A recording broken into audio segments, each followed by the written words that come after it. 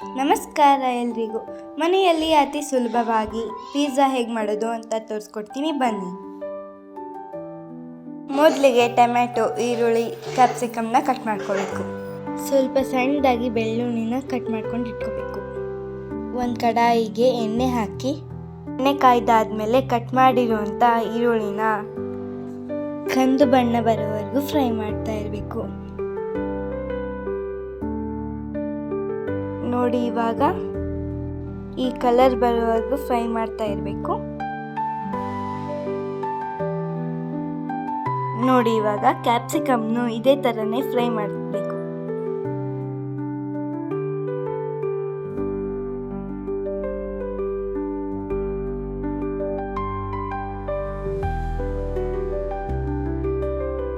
ಬೆಳ್ಳುಳ್ಳಿನ ಫ್ರೈ ಮಾಡಿ ಇಟ್ಕೋಬೇಕು.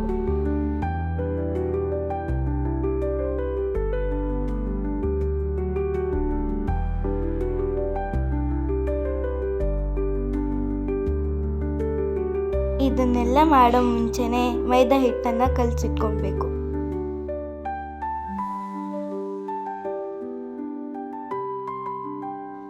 ಇವಾಗ ಈ ಥರ ಲಟ್ಟಿಸ್ಕೋಬೇಕು.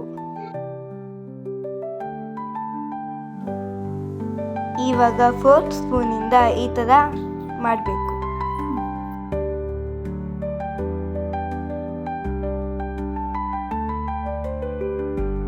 ಸ್ವಲ್ಪ ಬೆಣ್ಣೆ ಹಾಕಿ ಇದನ್ನ 2 ಕಡೆ ಬೇಯಿಸ್ಕೋಬೇಕು.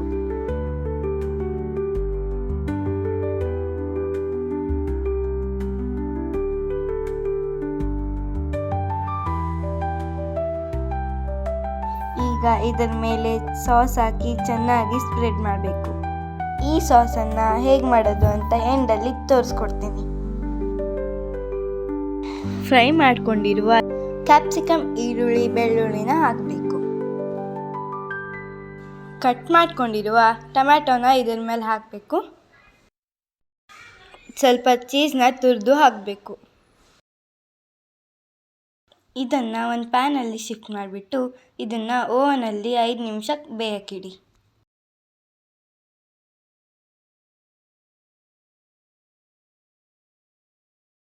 ಇವಾಗ ಮನೆಯಲ್ಲಿ ಮಾಡಿರುವಂಥ ಪಿಜ್ಜಾ ರೆಡಿ. ಸಾಸ್ ಹೇಗೆ ಮಾಡೋದು ಅಂತ ತೋರಿಸ್ಕೊಡ್ತೀನಿ ಬನ್ನಿ. ಟೊಮ್ಯಾಟೊ, ಕೊತ್ತಂಬರಿ, ಮೆಣಸಿನ್ಕಾಯಿನ ಕಟ್ ಮಾಡಿ ಇಟ್ಕೊಳ್ಬೇಕು. ಒಣ ಮೆಣಸಿನ್ಕಾಯಿನ ಬಿಸಿನೀರಲ್ಲಿ ನೆನೆಸಿಟ್ಕೋಬೇಕು. ಒಂದು ಕಡಾಯಿಗೆ ಎಣ್ಣೆ ಹಾಕಿ ಇದನ್ನೆಲ್ಲ ಚೆನ್ನಾಗಿ ಬೇಯಿಸ್ಕೋಬೇಕು.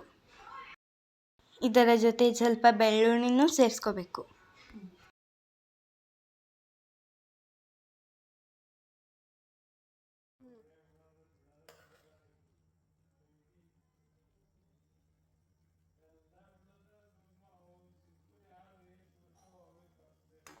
ಇದೆಲ್ಲ ಚೆನ್ನಾಗಿ ಬೇಯ್ದ್ಮೇಲೆ ಒಂದು ಮಿಕ್ಸಿ ಜಾರ್ಗೆ ಹಾಕೋಬೇಕು.